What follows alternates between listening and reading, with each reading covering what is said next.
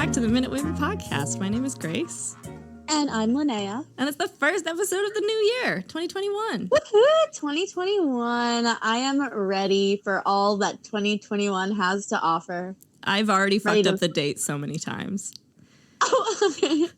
I didn't know what you were going to say when you started with I've already fucked up. I was like, oh, what'd you do? I've ruined the year already. What'd you do?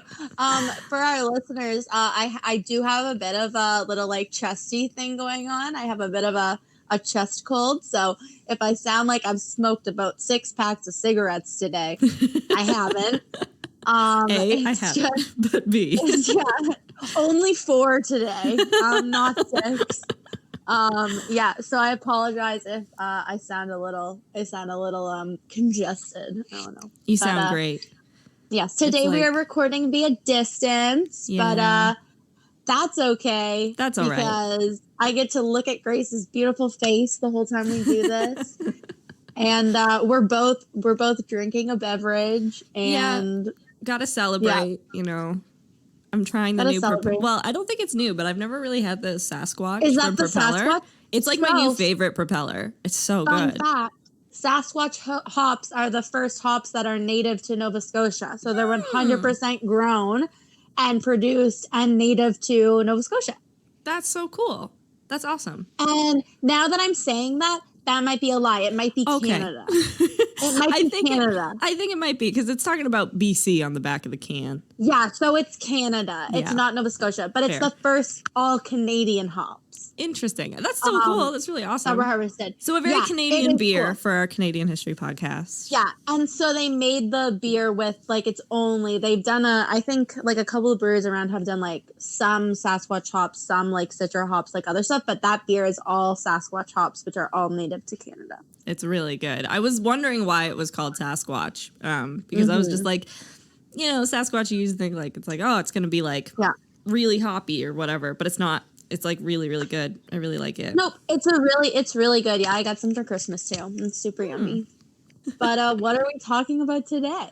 So I thought, you know, we should kick 2021 off with a bang. We'll do like, oh my God. I think a favorite. You and I love sports. So I figured that we would do the Rocket today. Yes. Maurice Richard. We shall. Have you watched the movie? Yeah, and I'm pretty sure. Is the Heritage Minute taken from the movie? Yes. Yes? I wasn't sure, because I know that the scene, that the event that they talk about in the Heritage Minute, it's him, like, I think it's him breaking most points in a game. Yeah. He had, like, 8 points at the end of the game or something. And it was after him moving the family into their new apartment. So it just opens with him, like, moving a couch. And then he's like, I got to get to the forum. And he goes down and he plays, like, brilliant hockey. I gotta go. He seemed, I don't know, like, you and I have talked about him a little when the first outbreak of COVID happened. We were talking about, Mr. Hockey, Gordie Howe. His rival, and how he had... Yeah, a bit of a unique relationship with the Rocket. And then we talk about Jacques Plante and how he was like a young player when the Rocket was like already well into his career. Yeah. And how he had conversations with him. And so just such a pinnacle of Canadian sport. And tonight, while we were recording this episode, is the final game of the World Juniors.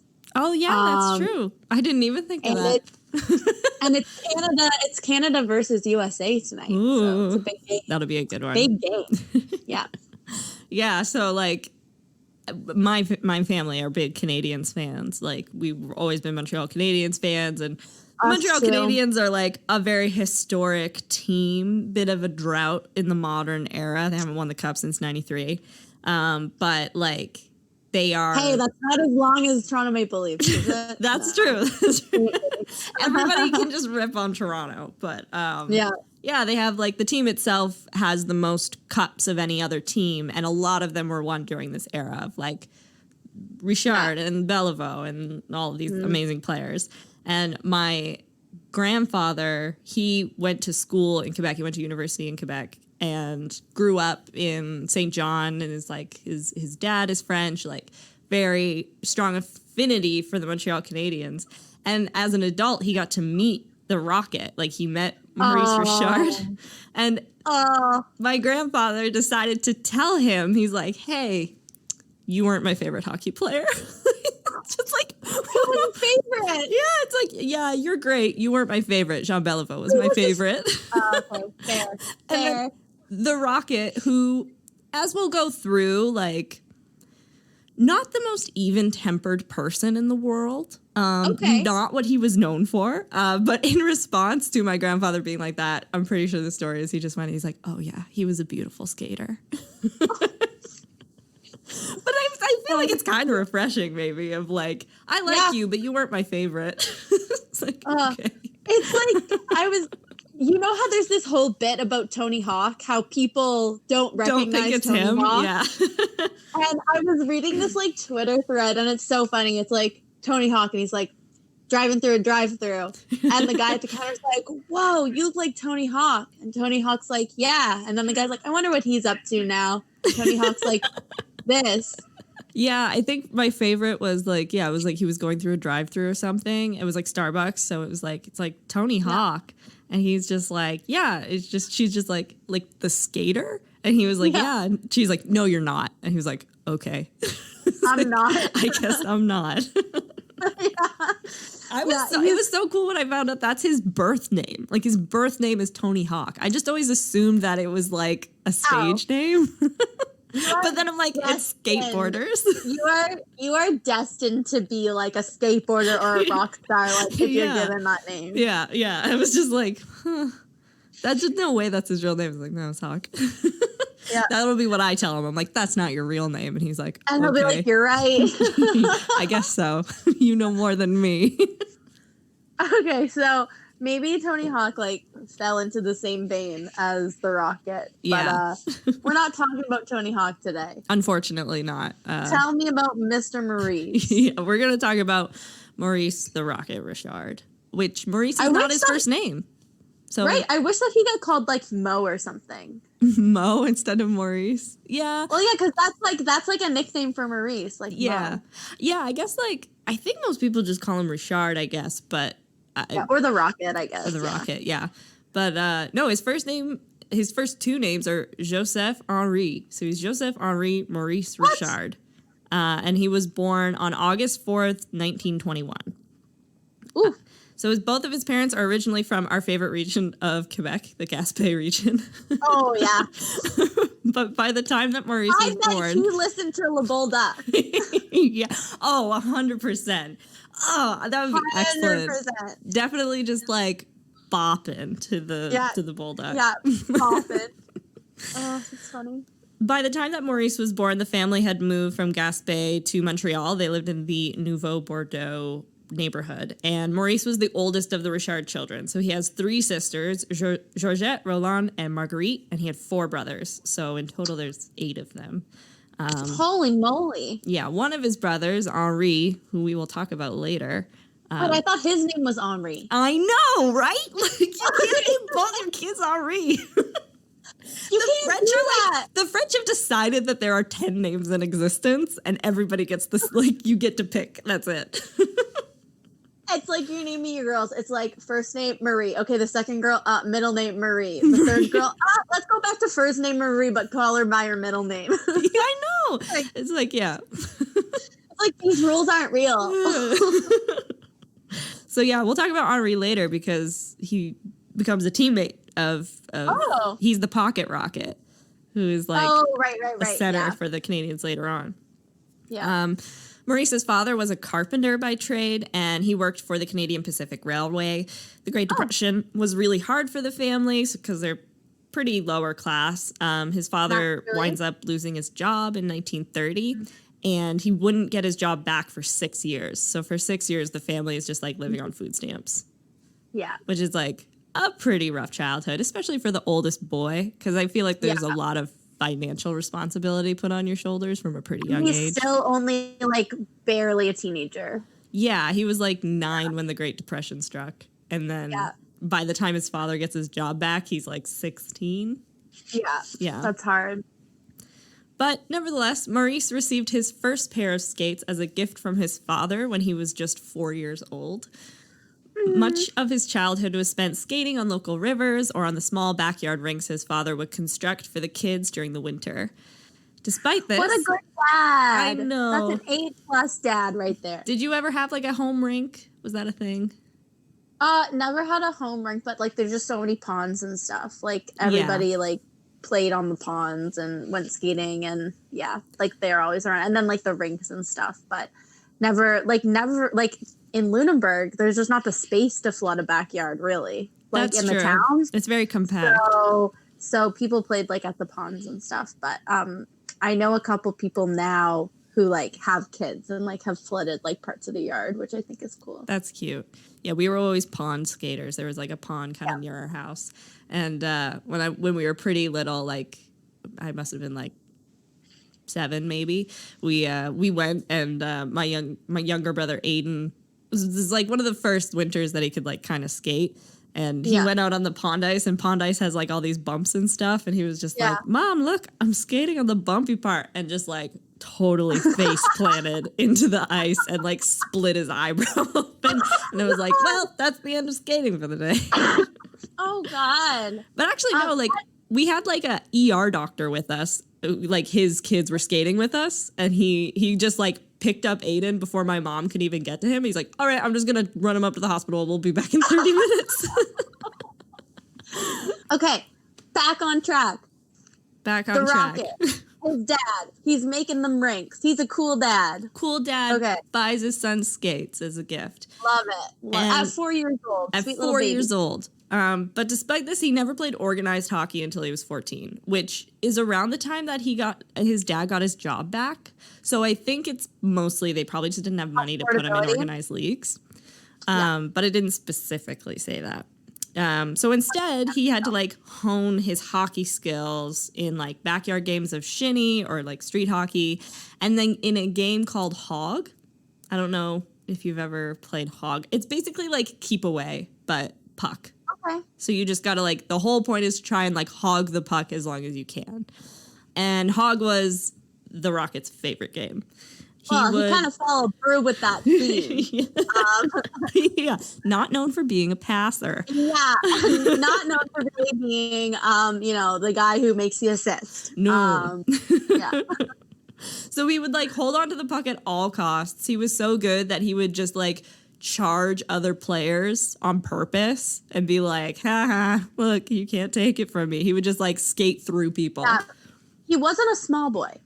No, he was a pretty big guy, and from the sounds of it, sounds like he was always a big kid. Like, yeah, not like Gordie Howe big, but like big. Yeah, Gordie Howe was a brick wall. He's a brick wall. He's exactly the kind of, like, guy you expect to come from the prairies. Oh yeah, 100%.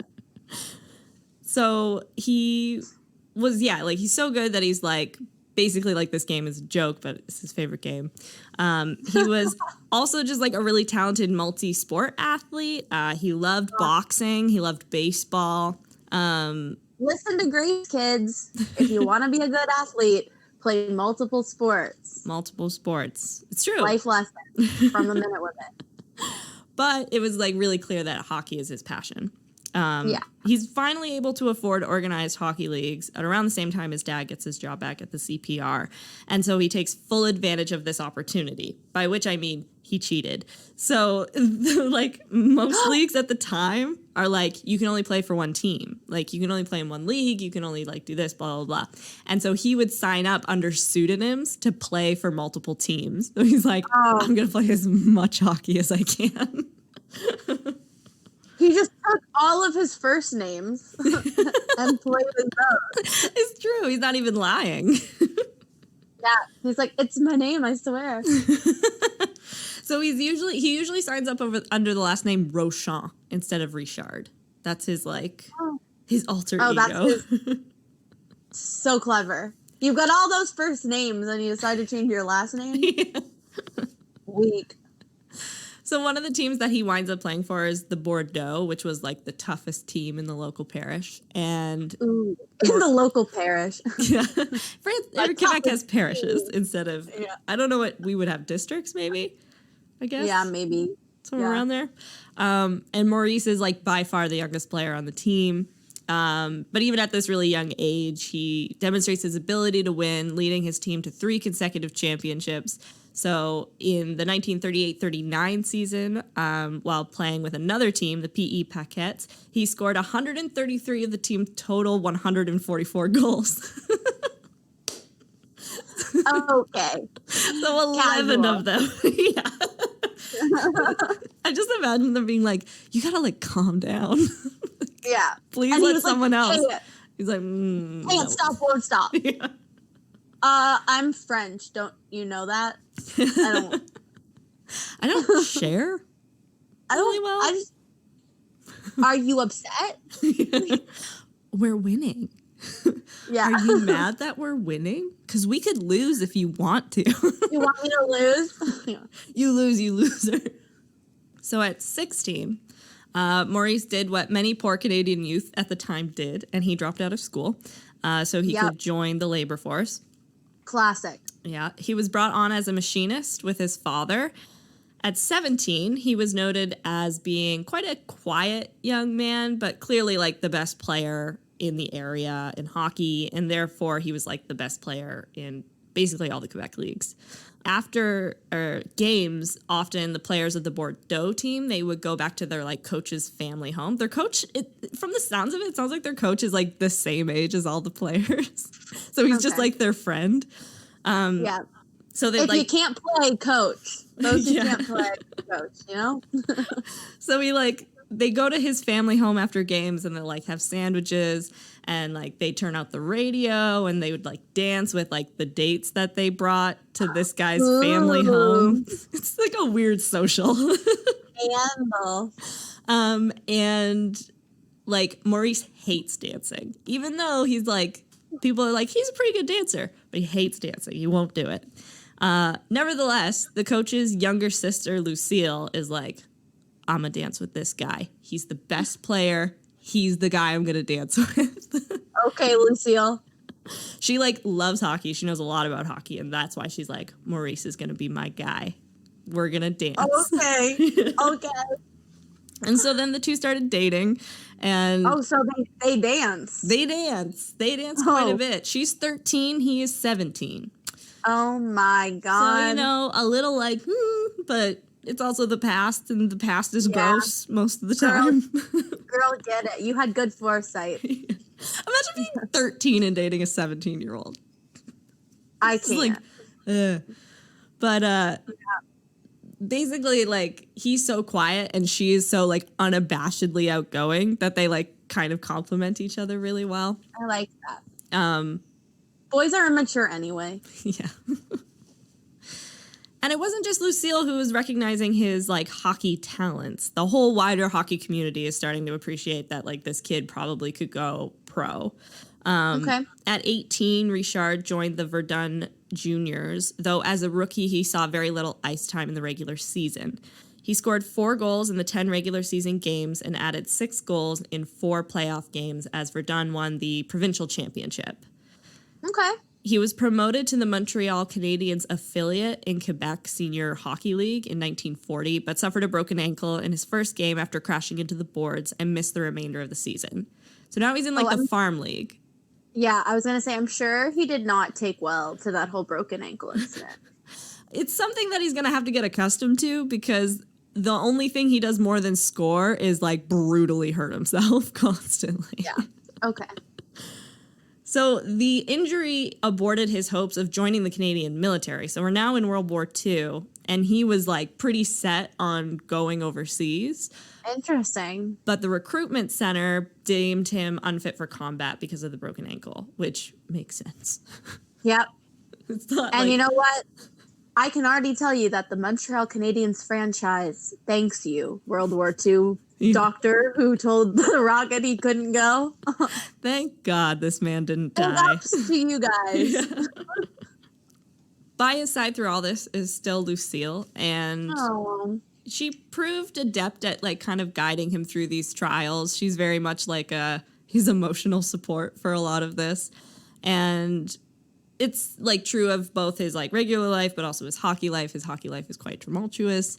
And so they wind up getting engaged when he was 20. So her family is like, you're kind of young, you're only 17, but they eventually approve, and they got married on September 12th, 1942. Yeah, so she's still 17. Nice little late summer wedding. Late summer. September's a great time to get married.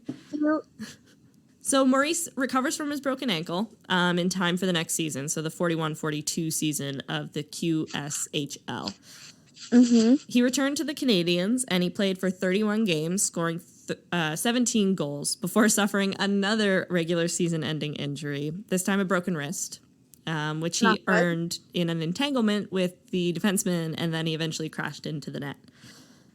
He did manage to heal in time for the playoffs, though, and demonstrated some top-flight skill. The NHL Canadiens, so like the parent team of the farm team he's on, were kind of like suffering at this point. They're in a bit of a drought. They had lost several important players to the war effort and were struggling to draw fans out to games. Additionally, there was a drought of Francophone players in particular, and who they had kind of this like unofficial first dibs to. Right. So yeah, it's I don't know how official it is. I'm not a huge like hockey historian, but like the Canadians basically just get all the French players, and if you're not French, then you go somewhere else. I don't know how true it is today, but I know that was a big part of the Montreal Canadiens, like a hockey franchise for it's like for its beginnings and like a lot of like throughout. Yeah. So I don't really know how territorial the rest of the league is. Like, if you're from Toronto, then you'd by default wind up on Toronto. But definitely language-wise, if you're French, you're going to probably wind up playing for the Montreal Canadiens. Right. But at this point in time, there's just not a lot of up-and-coming Quebecois players, apparently. Okay. So the team itself at this point was basically like a losing franchise. They hadn't won a cup in 12 years, which doesn't sound like too crazy, but at this time there's only 6 teams for anybody who doesn't know. So like the fact that you haven't, I don't think they had even played in a Stanley Cup game. Yeah, they hadn't played in a Stanley Cup game for 12 years. So that means you're like in the bottom 2/3 of the league. That's a long time. For a long time.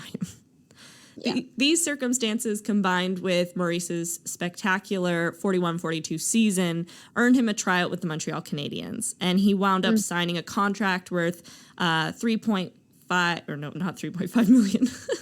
Imagine. I didn't say in the 20s. No, just $3,500. Oh yeah, okay, that makes a lot more sense for the time. So he signs a contract for $3,500 for the year. Okay, and he was given the sweater number 15. So that's his first number. Okay.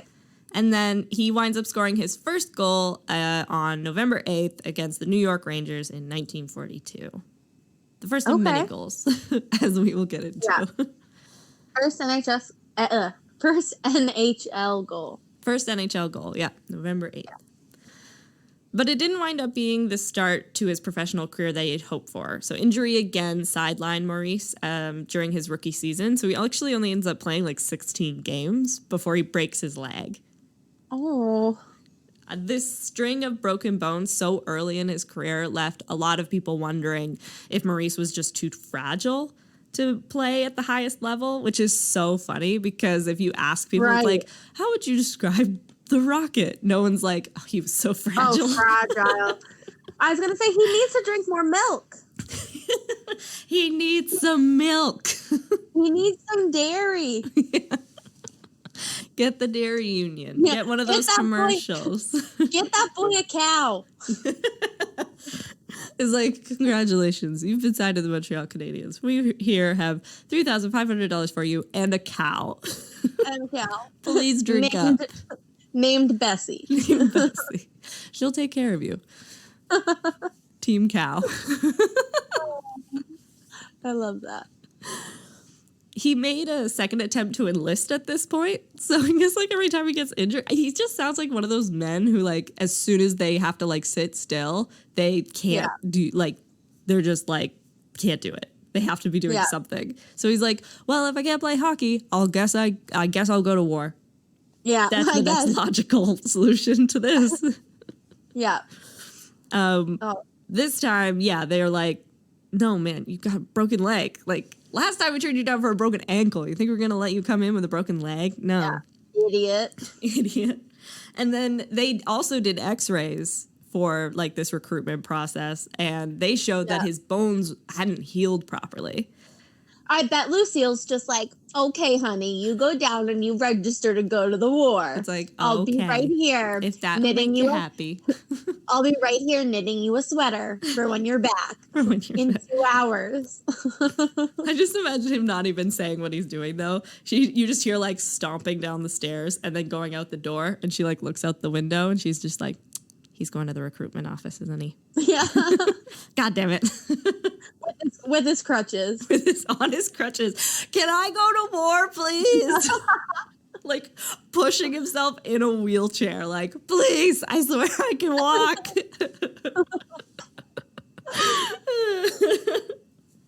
So, yeah, they do x-rays. They show that his bones haven't healed correctly. And it was actually his ankle wound up being so permanently deformed that he had to, like, relearn skating. Like, he had to change his skating style to accommodate the broken leg. Whoa. Yeah, he's like, broken. That's messed up. Humiliated by the rejection of the recruitment office, he intensified his training and reported to Montreal's training camp for the 43-44 season fully healthy. Lucille and Maurice, they had their first child during this year. They have the arrival of their daughter, Huguette, and this prompted Maurice to change his uniform number to 9 to match her birth weight, which I thought was so cute. That is precious. I know. What a big baby, too. But also, like, what a dude. Like, just all happy walking in. And he's like, hello. May I have a number 9? Number 9. Noof. And they're just like, noof. The name, noof. And they're just like, okay. And then he just watches her smiling. He's like, it's my baby. C'est mon baby. My enfant. Apologies to the province of Quebec. Yeah, I'm so sorry. I'm so sorry. Our weekly apology to every French-speaking person. You have a beautiful language. To every, go listen to the Le Bulldog episode where we only say wonderful things. Yeah, this is a shout out to you. Yeah. So for the first time in years, Maurice manages to stay healthy for an entire season. And he's appearing in the vast majority of the games. He's in 46 of the 50 games. He led the Canadians with 32 goals and tallied 54 points, which was third best on his team. It was his he's feeling good. Yeah, he's like finally kind of healthy enough to play. And you get to finally see that he's like, oh yeah, he's like worth the money. He's worth the gamble. His first NHL season not only ended the criticism about his ability to play in the league, but established him as one of the best young players.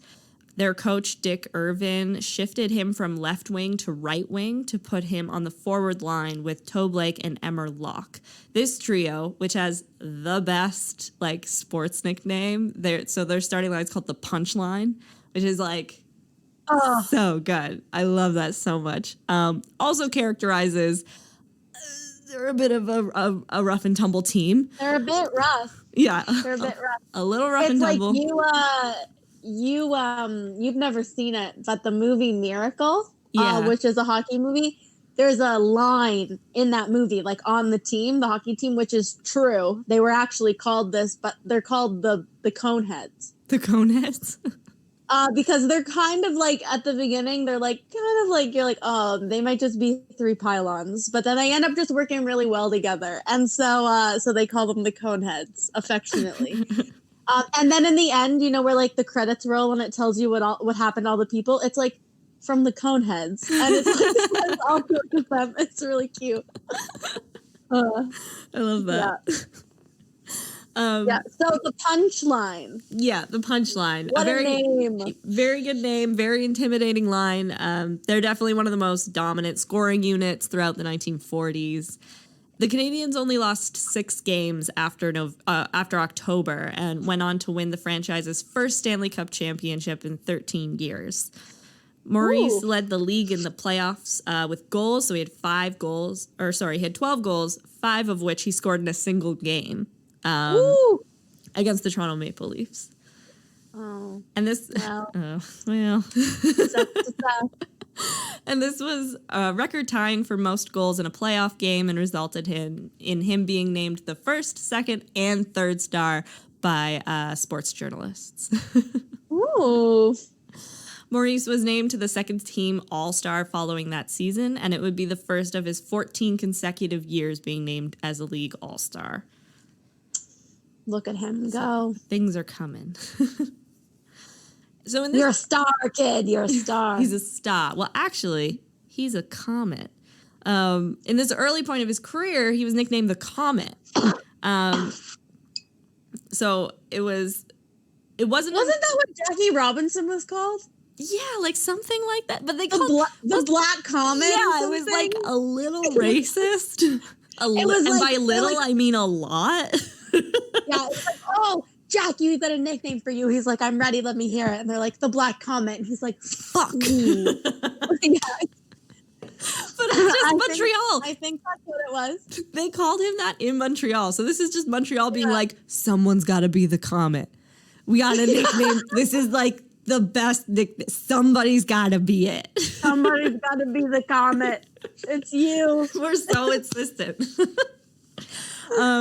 But it wasn't until his teammate Ray Getliff remarked that he went in like a comet, or he went in like a rocket as he approached the opposition goal, that Maurice's name kind of got shifted to the Rocket instead, which is just better.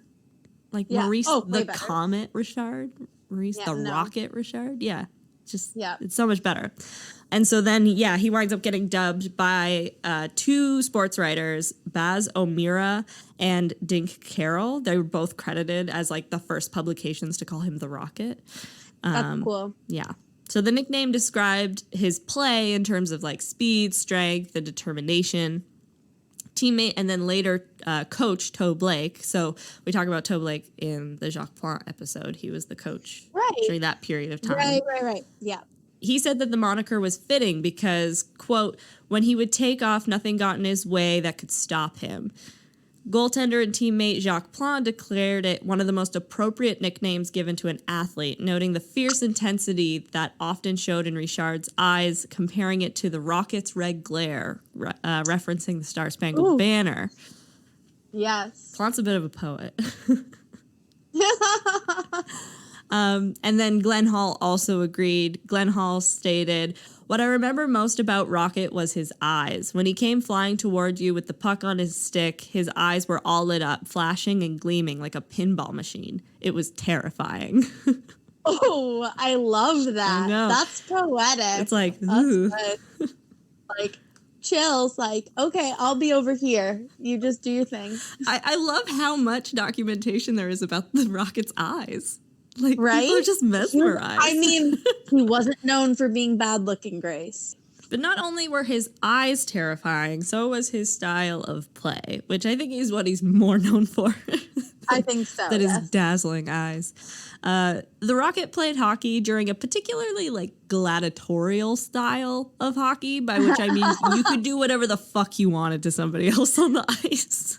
Yeah, and this is, as we know from Jacques Plante, this is pre-mask era. Pre-mask, pre-helmets.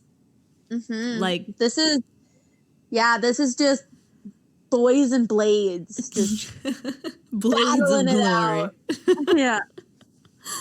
Many players were veterans of the Second World War, which some people have kind of associated with the violence that would take place on the ice. But also they were guys who just didn't really have time for finesse. They're like, all right, we're here to play hockey. I'm not here to be a beautiful skater. I'm here to get the job done. Yeah. Most played a very physical, violent style of hockey, and the Rocket was no exception. He also had a particularly bad and short temper. He was a pure goal scorer, so as you mentioned earlier, not known for passing much. Yeah.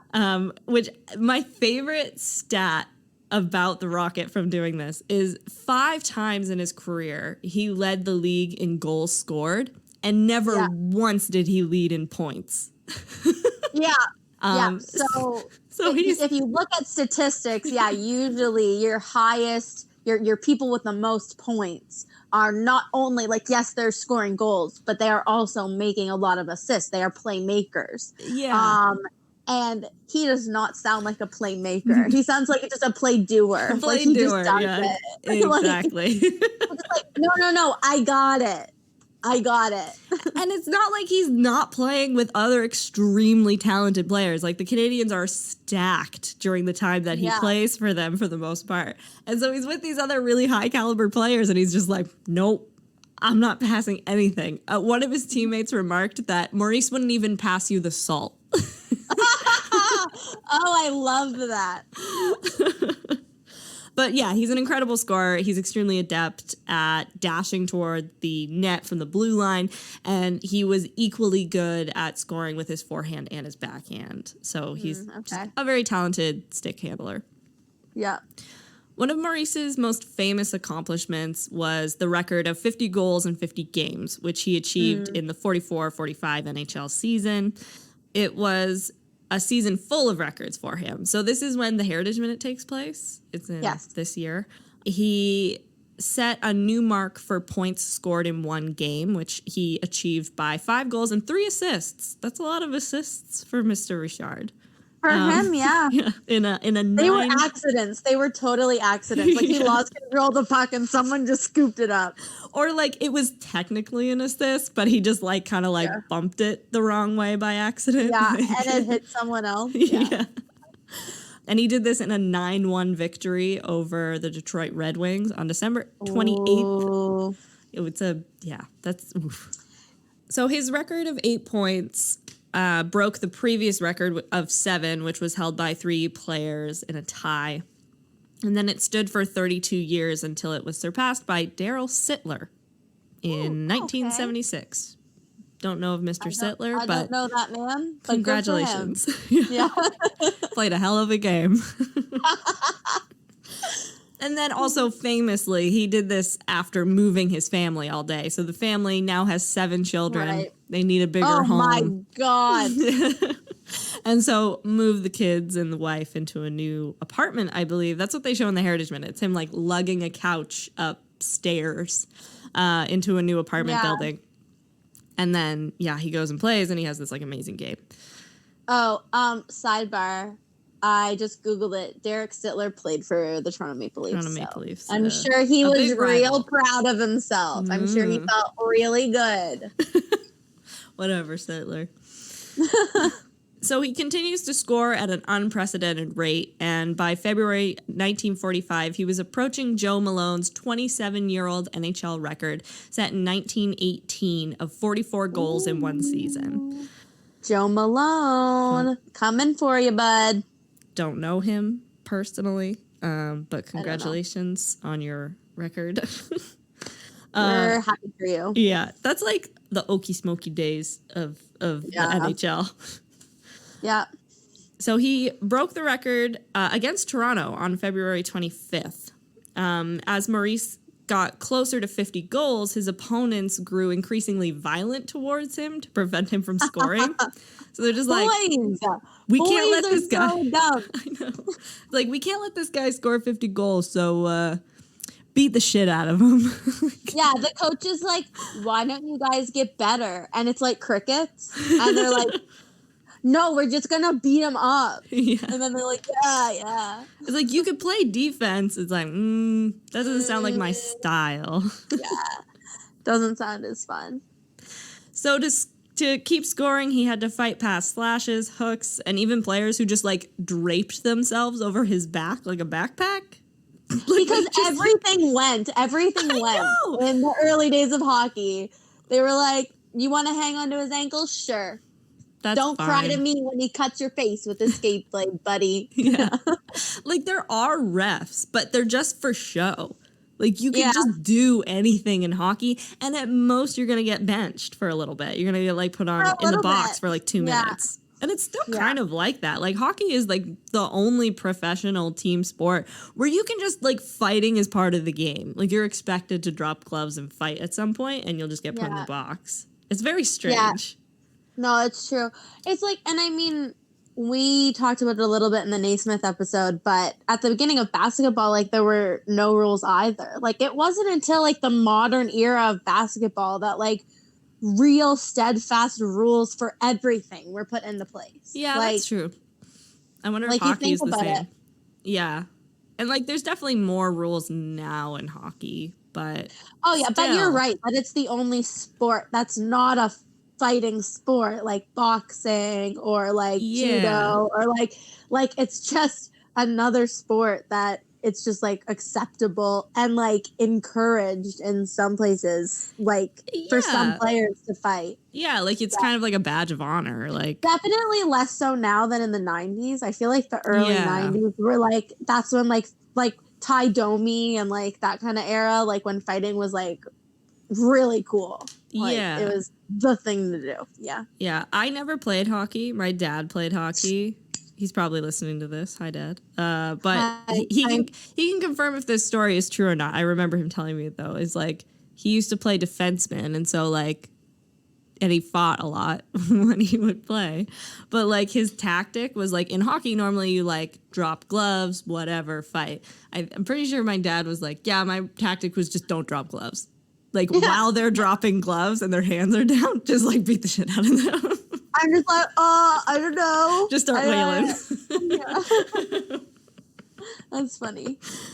So Richard goes 8 games without scoring because he just, like, has to deal with all of this garbage going on around him. Right. And he began Montreal's final regular season game on March 18th on the road against the Boston Bruins, who, like... For, again, not hockey people, that's, like, the biggest rivalry in hockey. It's probably one of the biggest rivalries in sports is Montreal versus Boston. It's also very interesting because in Nova Scotia, there's a huge Boston contingent. Yes. For many reasons. We've talked about in previous episodes, the Halifax Explosion episode, the relationship with Boston. But especially, like, people either love Boston or hate Boston. Yeah. I mean, you have that with the Maple Leafs and Montreal, but I just feel like in Nova Scotia particularly, it's like Toronto and Montreal both hate Boston. Yeah. Like, everybody, it's the only thing anyone can agree on is that everybody, like, if you're not a Boston fan, you hate Boston. Yeah. Oh, it's so funny. Another story from my dad, whatever. But my dad, he was in a bar in Ottawa watching... like the Montreal-Toronto game, I think. And he likes Montreal. And then somebody at the bar liked Toronto. And they just got in this like huge, like, just like argument, but not, obviously not a fight, but just like an argument about like hockey or whatever. And they're in Ottawa. And like some guy at the bar was like, I like Ottawa. And they both turned, they're like, shut up. It's just like, no one gives a shit, okay? It's like, no one cares. No. And that's also a general consensus in hockey. Like, I'm not a massive hockey fan, but nobody gives a crap about Ottawa. No. Like, it's just like, oh, you're named the Senators. Wow, this is what government is. Boo, go home. So cool. Only when they were doing well and they were kind of the only Canadian team doing well that like people kind of cared. But then as soon as they weren't good anymore, people were like, I don't care. Yeah, whatever. That's funny. Yeah, so he's on the road in Boston. He has 49 points, and it's the last game of the regular season. And he finally reaches the milestone of 50 goals in 50 games. He reached the goal with 2 minutes and 15 seconds remaining in the game. So he came so close to, like, not getting it. That makes it even more sweet. Like, I like it even better. It's, like, just under the wire in a 4-2 Montreal win. And he had to get 2 goals to do it? He only needed 1 going in. Okay. But again, and you're also in Boston where everybody hates you. Like, you have thousands of people. Well, I don't know how many people now. You would have thousands of people telling you that you suck. Oh yeah, absolutely. Yeah. No, they're just as bad then. Boston has always been terrible. Boston. But it's also funny because I was like, it's kind of. I think it's really fulfilling that Montreal and Boston have this rivalry because Montreal fans and Boston fans are the same. Like, they're both loud and, like, violent. They're just the same. You can't understand what they're saying half the time. Exactly. Like, they're made for each other in this weird roundabout way. Yeah, it's so true. It's the perfect, like, karma. Yeah. So yeah, he became the first player to score 50 goals, a record that would stand until 1960 to 61 season, where his fellow Canadian and former teammate Bernie Boom Boom Geoffrion scored 50 goals in 64 regular season games. So it took him longer. Boom Boom. Boom Boom Jeffrey, yeah. I love that. Hockey nicknames are the best. Oh man, are they ever? Richard's mark would not actually be surpassed, so like 50 goals in 50 games, until Bobby Hull scored 54 goals in 65 games while playing with the Chicago Blackhawks during the 65-66 season. Okay. So his mark of 50 goals in 50 games also became a standard that remains one of the most celebrated achievements in NHL history. So it's just like one of those things. Like, it's not necessarily awarded anything, but if you can score 50 goals in 50 games, it's like a really big deal. It's like the Gordie Howe hat trick. Yeah, exactly. It's just like... It's not a real statistic, but it's a statistic that's kept, that everybody knows. Yeah. Yeah. And it was unmatched until 36 years later when Mike Bossy did it in 1981. 1881. Time traveler Mike Bossy. Which, like, I don't know why we give a shit about the 50 goals in 50 games. The man's a time traveler. It's like, no. The hockey statisticians are like, time traveling? No. What'd he do? Yeah, he's just like, I'm a time traveler, but I want to be remembered as a hockey player. Yeah. So Canadian. Yeah. And to this day, there are only 5 players, I believe, who've done it. That's cool. 50 goals in 50 games. And it's been more than 70 years since Richard did it. So, like, wow. It's really uncommon to have that much of a streak. Yeah, that's pretty cool. Rashard finished the season with 73 points, 7 behind Locke, and 6 ahead of Blake, so the other 2 members of the Punchline. But that made the Punchline number 1, 2, and 3 in league scoring. That's cool. Like, that's crazy. That's so good. That's insane. Yeah. Yeah. Richard finished second in the voting for the Hart Trophy as league MVP behind Locke. So Locke winds up getting it.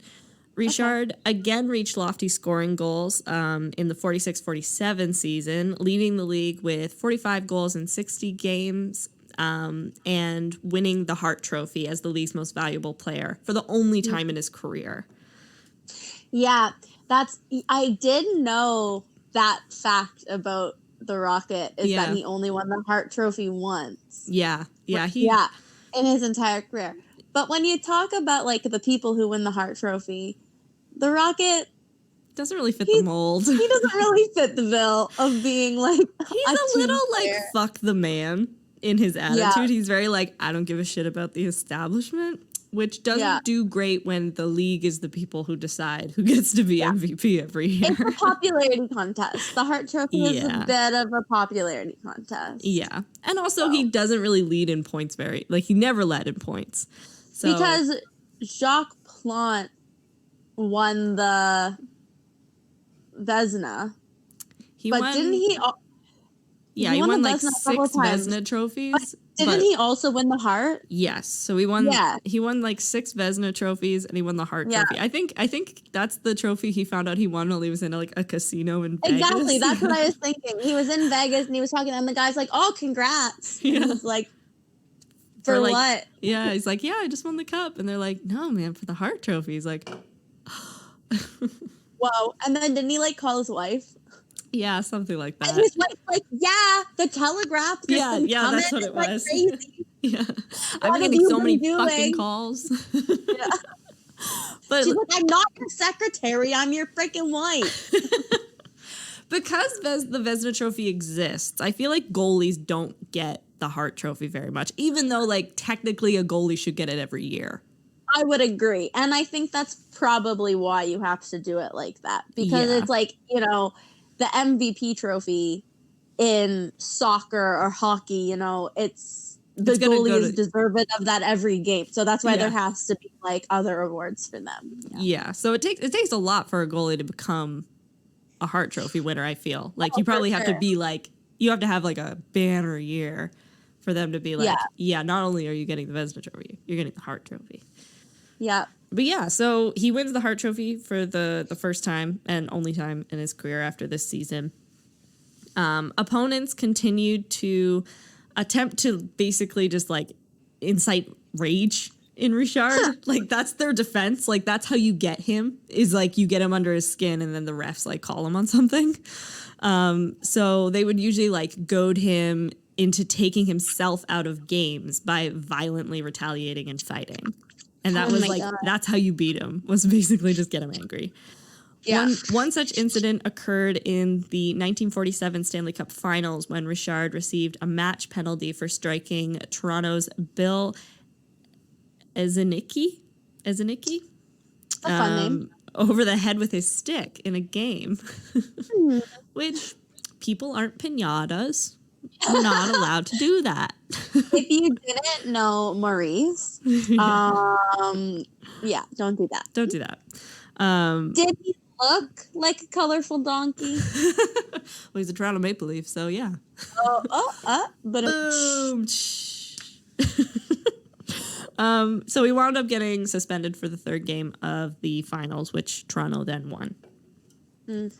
Following the 46-47 season, Richard's career fell into a bit of a slump, at least by his standards. As reigning MVP, he sought out a pay raise, which he was denied, despite sitting out the preseason. So he's like, I'm withholding my talents. And they're like, we're not going to pay you more. He's like, fine, I'll come back. How sports have changed, you know? Like, I know, it's insane. Because players, they just have so many rights. Yeah, just like women. Women. Oh. That was sarcasm, ladies and gentlemen. Yeah, that was a joke, and it was funny. The punchline winds up getting broken up because Toe Blake suffers a career-ending leg injury, and then Richard's season ended early because of a knee injury. So, like, two of their top players are out. Oof. He finished second in team scoring with 53 points in 53 games. But Montreal missed the playoffs. Oof. After recording only 38 points in the 48-49 season, Richard posted a 65-point campaign the next season, and his 43 goals led the NHL for the third time. Okay. So he brought it back. Yeah, like he's bouncing back. The following season, he recorded 42 points, including his 271st career goal, making him Montreal's all-time goal leader. Mm-hmm. In 51-52, injury was Richard's main opponent. He missed 20 games due to injury, but returned for the playoffs. In the seventh and deciding game of the semifinal against Boston, Richard was checked by Leo Lebin and was briefly knocked unconscious after he fell and struck his head on Bill Quackenbush's knee, which... That's a name that somebody had to live with. Also, his first name is Bill. So like a duck bill? Yeah, can we just hold up? His last name is Quackenbush? Quackenbush, yeah. Quackenbush. Quackenbush. Quackenbush. And it's literally spelled like quack. Like quack in bush. Yeah. That's a shame. That's a sin. That's just a sin right there. For all of our non-Nova Scotian fans, that's what a sin is. That's a sin. That's a sin. So, Richard is clearly concussed, as I think half of NHL players were during this period of time. Yeah. But no helmets, bad idea. Yeah, no helmets is a bad idea. Lots of concussions.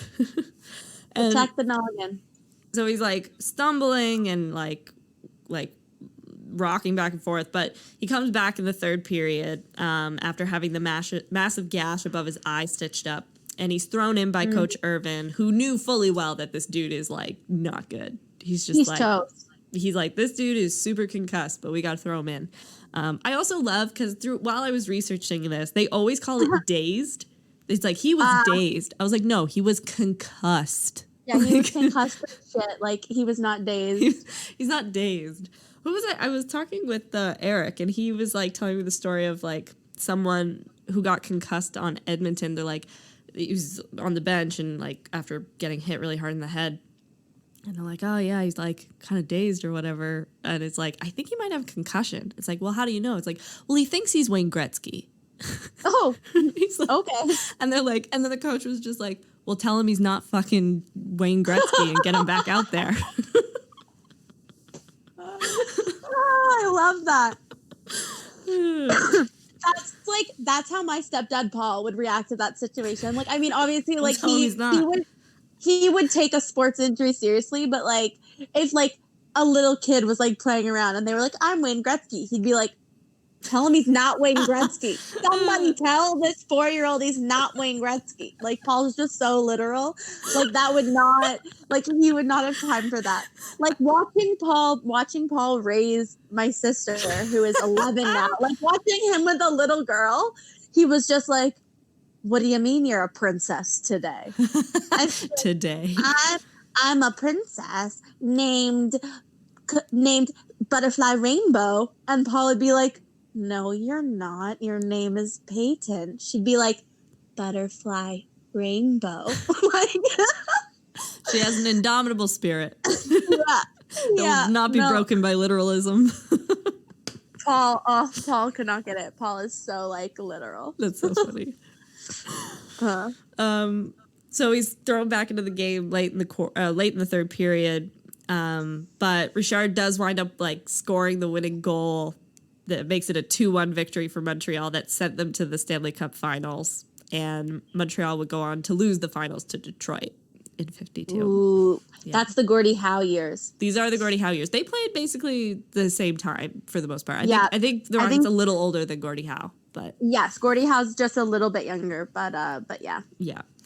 In the 52-53 season, the Rockets was pursuing the all-time NHL record for goals scored. So he's got like this new personal goal in mind. The number to beat is 324, which he tied in a 2-goal effort in Toronto. So he fails to break the tie in the following 3 games. Again, I'm sure because people are like, don't let him break it. Let's just beat him. But then on his 4th attempt in the Montreal Forum in front of a home crowd, he manages to score his 325th goal. Canadiens fans shook the rafters, according to the Montreal Gazette. He finished the season with the team's leading totals of 61 points and 28 goals, becoming the first player in NHL history to score at least 20 goals in each of his first 10 full seasons. That's insane. Yeah. And like most of the time he's doubling that. Like most of the time he's in like the 40s. Yeah. That's also when you tie it, when you like get to the record, there's so much added pressure on that too. I know. You get like the yips. Like I gotta do it. And everybody else is like on the opposing teams is like, don't let him do it. And then like your team's probably not even playing their best game because they're just trying to get you the puck because they want you to be able to do it. So it's like, I feel like that just throws everything like so off. Yeah, and it's almost better to go in like 1 point under. So like maybe you could score 2 and like no one will be expecting it necessarily. No. Yeah, that's definitely a lot of pressure. So aided by Richard's 7 goals in the 12 playoff games, the Canadiens defeated Boston in the 1953 Stanley Cup Finals to capture Montreal's first Stanley Cup since 1946. So that's the other thing is like he's always like achieving a lot, and not that the team's doing poorly necessarily, but they're not like winning cups a lot during his early career. They won one in his like first full season, and then they haven't won again in like 8 years or 6 years. The following 2 seasons were marked by personal achievements, including his 400th career goal on December 18th, 1954 against Chicago.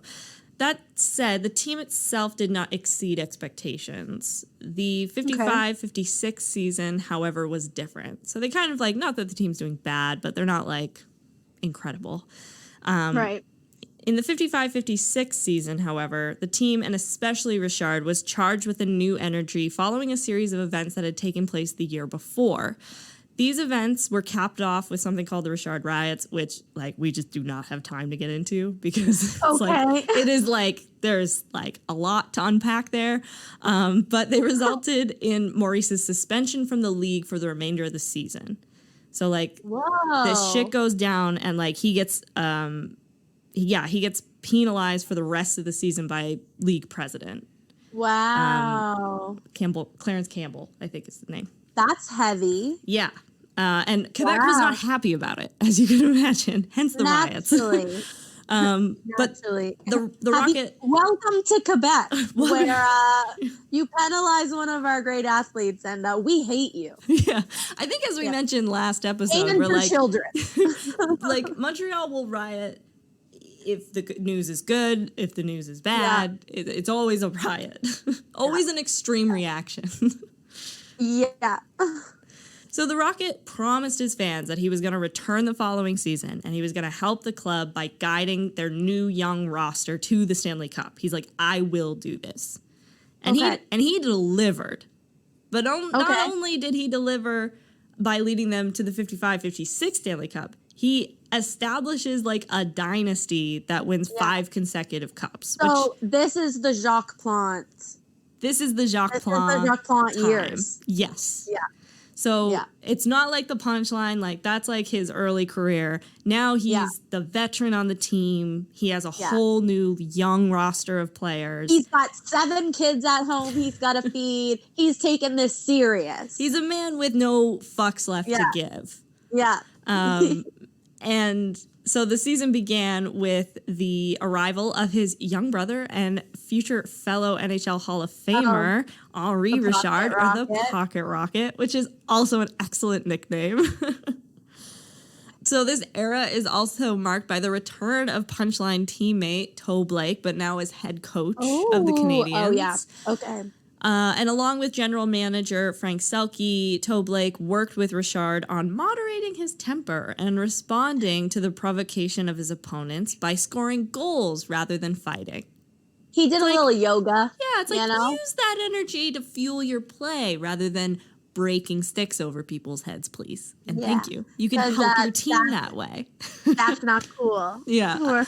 We're over that. I also imagine Toe Blake is like coming back. He's like, fuck, he's still doing this shit? Like, come on. Yeah. It's been years. Richard finished the season with 38 goals and 71 points, which is that's a lot of points. Yeah, that's substantial. Which again was second on the team in both respects. So Jean Beliveau outscored him and in goals and points. He had 47 goals and 88 points.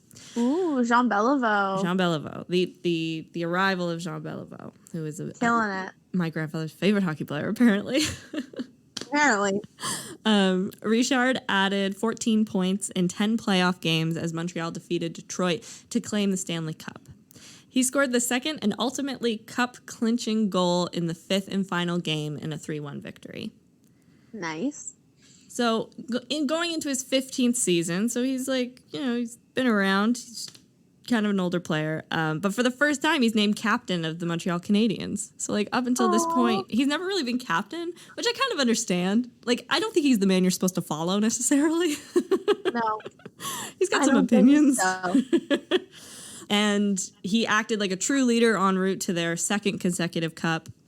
In the 57-58 season, so the next season, he reached the goal of 500 goals scored. He only managed to play 28 regular season games due to a severed Achilles tendon, but he did return in time for the postseason, leading the team with 11 goals and 15 points. He scored the overtime winning goal in the 5th game of the finals against Boston, and it was the 6th playoff overtime winning goal of his career, and the 3rd during the finals, which are both NHL records. That's so cool. Yeah, so he's also clutch. Like, I think that's the other thing. Like, he's not just good. Like, he never falters under pressure. I was just going to say, the pressure doesn't really seem to get to the pressure of, like, gameplay doesn't seem to affect his head in that moment. Like, yeah. Like, you can yell at him and he'll punch you, but the weight of the moment isn't really felt, I don't think. So by the time Montreal is pursuing its 4th consecutive cup, Richard is the oldest player in the league at 37. So he stuck around for a long time. The unfolding of his season was typical. Lots of goals and a lot of missed games due to injury. He scored 38 points in 42 games, missing 6 because of a broken ankle. Which also only 6 games because of a broken ankle. That's impressive. Like, it's stupid. It's like, just take care of yourself. That's stupid. The following season was the same, as he missed a month due to a broken cheekbone. Montreal, Sad. nevertheless, won the Stanley Cup in both of those seasons. Richard scored no points in 4 games in the 1959 Stanley Cup Finals, but recorded a goal and 3 assists in the 1960 campaign. Okay. That playoff goal in 1960 was Richard's last, as on September 15th, 1960, he announced his retirement as a player. Richard had reported to Montreal's training camp that autumn, but Selke compelled Richard to end his playing career, fearing that he was risking serious injury again. That's better than dying, though. I thought you were going to be like, and that was his last playoff goal because he died. Because he died. Yeah. No, it was his boss being like, you're gonna die. Stop. Please stop. Right. In Richard's retirement speech, he said he had been contemplating leaving the game for about 2 years and stated at the age of 39, the game had just become too fast for him. Aww. Upon learning of Richard's retirement, Gordie Howe, Mr. Hockey, offered praise to his former rival. He sure was a drawing card. He brought in the crowds that helped pay our wages. Richard certainly has been one of the greatest players in the game, and he will be missed. Even though I'm sure he didn't really miss him that much. No, but there is something to be said for having a competitor, you know? Yeah. Like you would miss that rivalry. You would, like, that's a way to get hyped up, you know? Like, especially in team sports, to have that one person who is, like, your rival, like, not just a team, like that one person that you're competing with. Yeah. I feel like you would miss that. I mean, I'm sure he didn't hate, you know, not having someone so talented, but... Yeah, but also I can't imagine having a time when those two teams would play a lot more than they play today. Like Detroit and Montreal don't play that much against each other today as much as they would then. Yeah. And just like having two of the most prolific fighters ever. Yeah. active and at their primes at the same time. Like this is dangerous. Yeah, it is very dangerous. Yeah. Upon his retirement as a player, Selke offered Richard a job as team ambassador and promised to pay him his full playing salary in the first year. After serving in the position for 3 years, Richard was named vice president of the Canadiens in 1964, but he became disgruntled with the role because he felt like it was powerless and was only given to him like as an honorary position, and so he resigned after a year. Yeah. Richard grew estranged from the organization as his desire to be involved in the team's operations were ignored, and the split deepened when the Canadiens forced Frank Selke to retire in 1965. He eventually refused to allow the Montreal Canadiens to use his name in association with them at all. He was just like, really? Don't speak my name kind of thing. Yeah, like it. Really? Bad blood for a little while with the organization. Richard struggled in retirement and had this like weird fear for his legacy. So like he's constantly worried that people are going to forget him. So don't say my name, but don't you dare forget about me. I know, exactly. So like he attaches his name to all these different like businesses, and like he's in a bunch of commercials and stuff. So he had his name attached to a magazine, a pub, a beer, hair dyes, car batteries, fish tackles, hair dyes, and children's toys. Yeah, he's just like a salesman now. He's like, I'll just basically selling out his name. Wow. He did briefly return to the world of hockey as a coach of the Quebec Nordiques, but he left after only 2 games. He was like, there's way too much stress in being a team coach. I can't do that. Eventually, Richard did reconcile with the Canadiens in 1981, and he resumed his role as team ambassador. So eventually things like calm down. It was announced in 1998 that Rashard was diagnosed with abdominal cancer. He died of the disease 2 years later on May 27, 2000, and he was entombed at the Notre-Dame-de-Neige cemetery in Montreal. Quebec honored Rashard with a state funeral, and he was the first Quebecois to receive a state funeral that was not a politician. Wow. So he's like the first just like person to get one. That's a big deal. Over 115,000 people paid their respects. Oh my God! By viewing his lying in state at the Molson Center, which replaced the Montreal Forum. Yeah. Prior to Game 1 of the 2000 Stanley Cup Finals between the New Jersey Devils and the Dallas Stars, there was a short tribute video highlighting the great moments and legacies of Richard's career. Mm-hmm. So Maurice the Rocket Richard is widely considered one of the NHL's all-time greatest players and received many accolades during and after his life, both within and without the sporting world. He was the inaugural member of the Order of Canada. So he's like... Whoa! One of the first, like, the year that it came out, he was inducted. Which That's so cool. Which is really cool, yeah. And then in 1998, he was elevated to the rank of Companion of the Order of Canada. The Montreal Canadiens donated the Maurice Rocket Richard Trophy to the NHL in 1999 as an award presented annually to the league's leading goal scorer. Yes. And that's the story of the Rocket. But... Wow. We're not done. Because next week we're going to come back and we're going to talk about the Rashard Riots because they're so fucking crazy and weird that I didn't have enough time. Real? Yeah, absolutely. Oh. So we're gonna this. We're going to do like the Rocket Part 2, but very specifically about the Rashard Riots because I think they are really weird. That's funny because like you just like so casually brushed them off and I was like, oh, that is so something Grace is into. Like she has researched this herself, like just for fun. But now I get to learn about it too. Now you get to learn about it too. Yeah, it's like they're really You're such like a crazy. giver. I know. I'm just so generous. But they're also like a big part of the reason he kind of becomes this Quebecois icon. Like before he's like cool and awesome and he's a great Quebec player, but kind of after the riots he gets cemented as almost like this folk hero of the Quebec. he got this state funeral. Yeah, like it's a lot of those like things and he certainly invested in his legacy. Like I think it was really important to him that he was not only like praised as a hockey player but like remembered.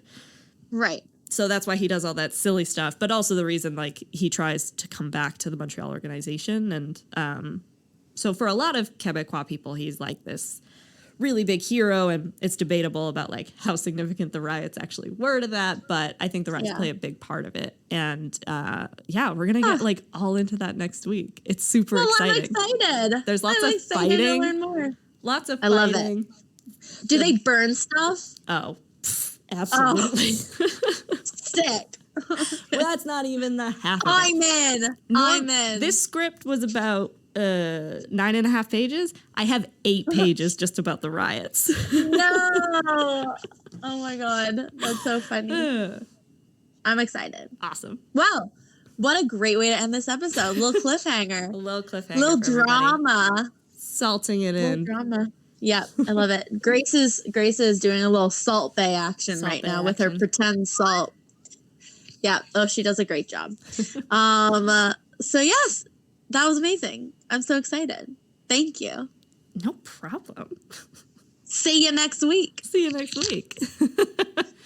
Well, thank you everyone for listening to another episode of the Minute Women podcast, and to Grace for giving us that wonderful cliffhanger of an episode. I did not see that coming. That was exciting and entertaining. And I'm excited to learn more about the Rocket and the Montreal riots or Rocket riots. The Rashard Riots, Rocket the Riots. Rashard Riots. Ooh. Okay. Sounds amazing. To all of our listeners out there, if you are not following us on our social media channels, what are you doing? We are on Instagram at the Minute Women Podcast and Facebook at the same name. And then we're on Twitter at the Minute Women. We hope that you will go follow us, check us out, send us a message, comment on our posts. We love to give feedback and we love to hear feedback. So if you have any questions, please let us know. We'd love to chat. And make sure that you're subscribed to the podcast on whatever platform you listen to us on. We're on all major platforms. And if you're on Apple Podcasts, make sure you leave us a review. It's the biggest help for us right now. We're hoping going out into 2021 that we're going to have lots of new projects and new ways for you guys to support us. But for right now, leaving us a review, rating the podcast, that's the best way to get the word out. And, you know, the mythic algorithm of the internet really likes it. So make sure you do that, and make sure that you share the podcast with all of your friends. Word of mouth is the best review. Yes. Also, check out our website, www.minutewomenpodcast.ca. It has all of our episodes, plus all of the links to the sources that Grace uses. So if you want to check any of those facts or want to look a little bit further into the Heritage Ministry yourself, all those resources are there. Awesome. All right. See you guys next week. Bye.